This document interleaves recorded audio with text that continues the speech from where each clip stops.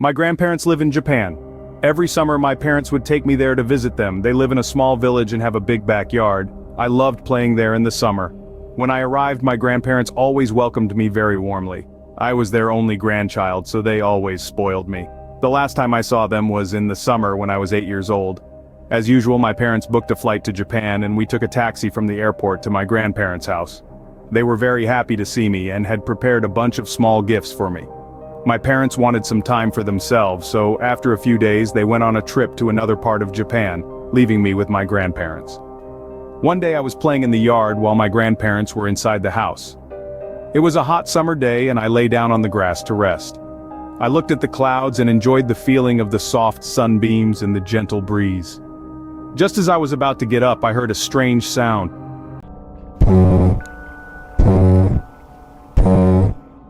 I didn't know what it was and it was hard to tell where it was coming from.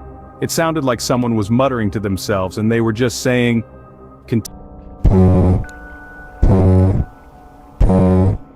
continuously in a deep male voice.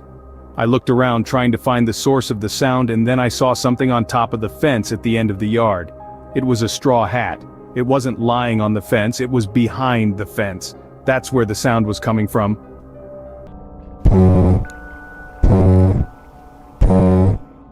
Then the hat started to move. Someone was wearing it. The hat stopped at a gap in the fence and I saw a face. It was a woman. But the fence was very high, about 2.5 meters high. I was surprised to see such a tall woman. I thought she was wearing stilts or some kind of giant high heels. Then she walked on and disappeared with that strange sound. Bewildered, I went into the house. My grandparents were drinking tea in the kitchen. I sat down and told them what had happened. They didn't really pay attention to me until I mentioned the strange sound.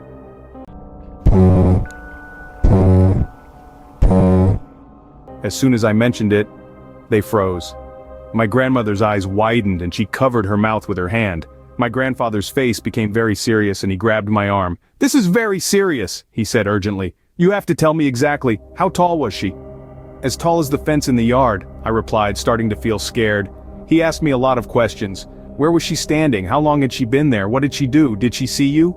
I tried to answer all the questions. Grandfather suddenly ran out to the hallway and made a phone call. I couldn't hear what he was saying.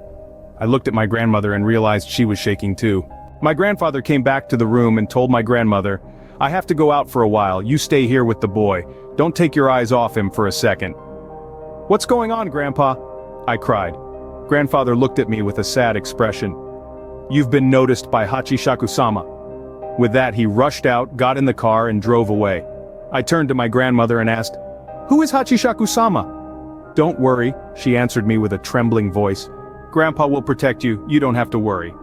While sitting in the kitchen, my grandmother explained to me. She said that there used to be a dangerous creature haunting this area. They called it Hachishakusama because of its height. In Japanese, Hachishakusama means 8 feet tall, about 2.5 m. It appears in the form of a very tall woman and makes a sound in a deep male-like voice. It appears with slightly different appearances each time someone sees it. Some say it looks like a pale old woman in a kimono, others say it's a girl in a white shroud. The only thing that never changes is its height and the sound it makes. Long ago, it was captured by monks and they imprisoned it in a pile of ruins outside the village. They used 4 small statues of gods called Jizos, placed in the east, west, south, and north directions of that place to prevent it from escaping. But even so, it somehow escaped. It last appeared 15 years ago.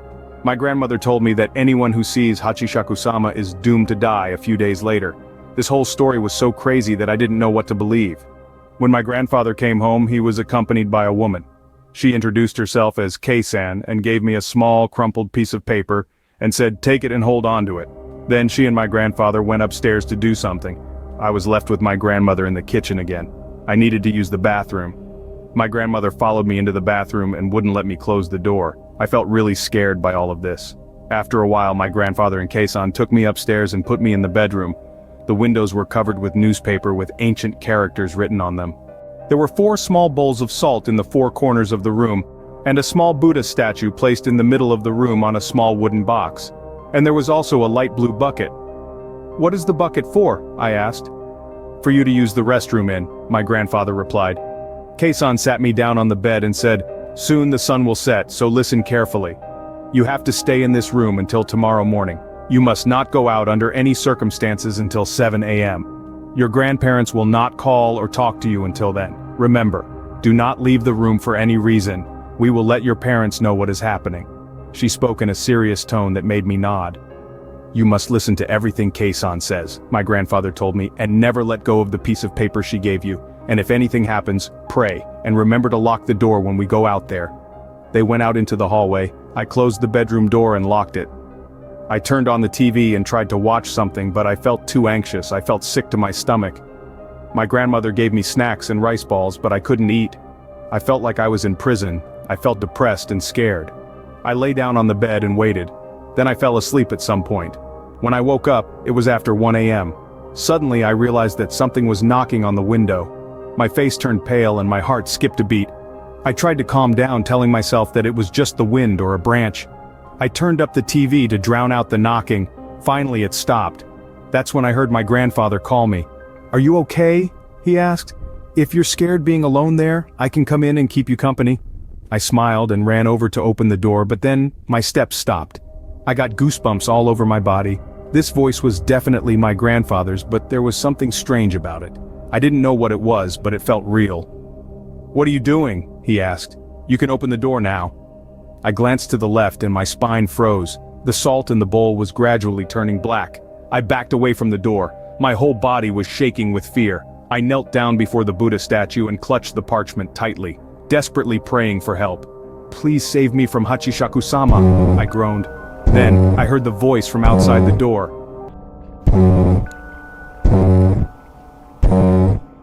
The door knocked again.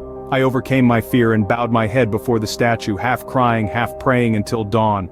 The salt in all 4 bowls had turned black. I looked at the clock. It was 7:30 a.m. I carefully opened the door. My grandmother and Kei-san were standing outside waiting for me. When she saw my face, my grandmother were crying. "I'm glad you're still alive," she said. I went downstairs and was surprised to see my parents sitting in the kitchen. My grandfather came in and said, "Hurry up, we have to go." We went out the front door and there was a large black van waiting for me to roll. Some villagers stood around pointing at me and whispering, "It's that boy." The van had 9 seats. They put me in the middle with 8 men surrounding me.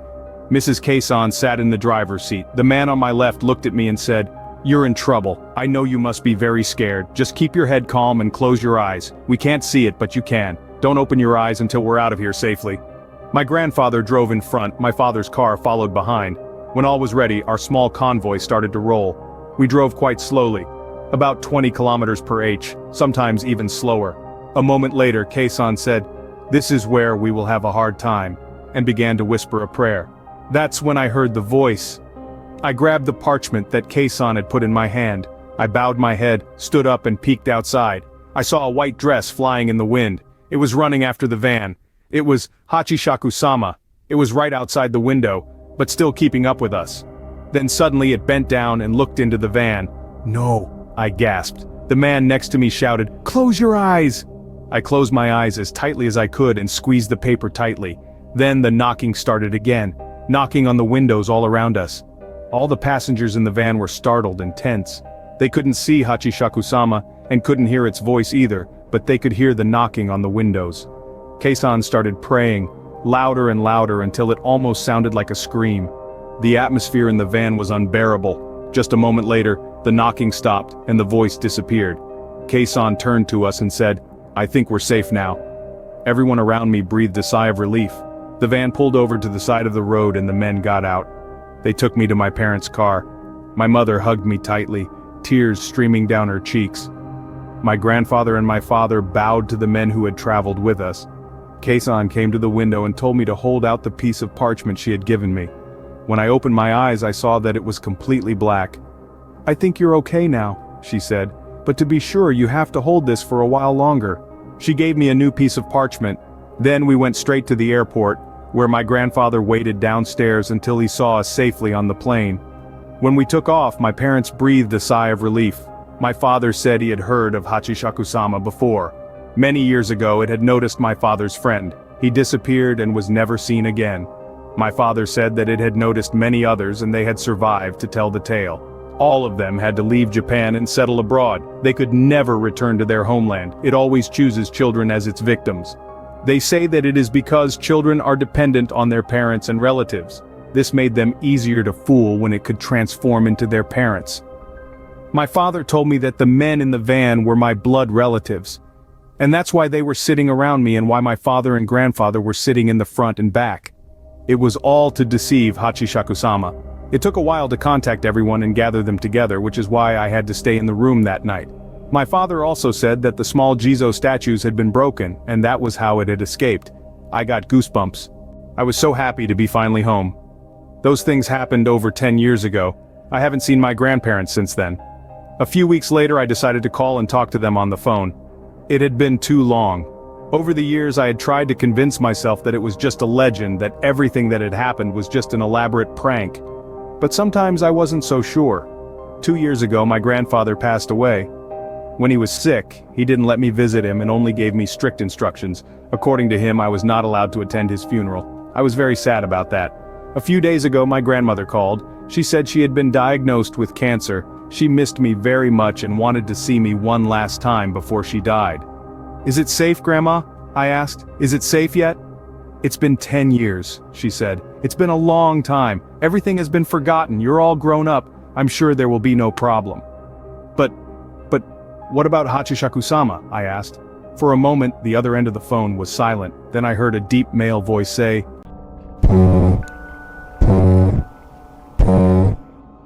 "And this is Creep Factor.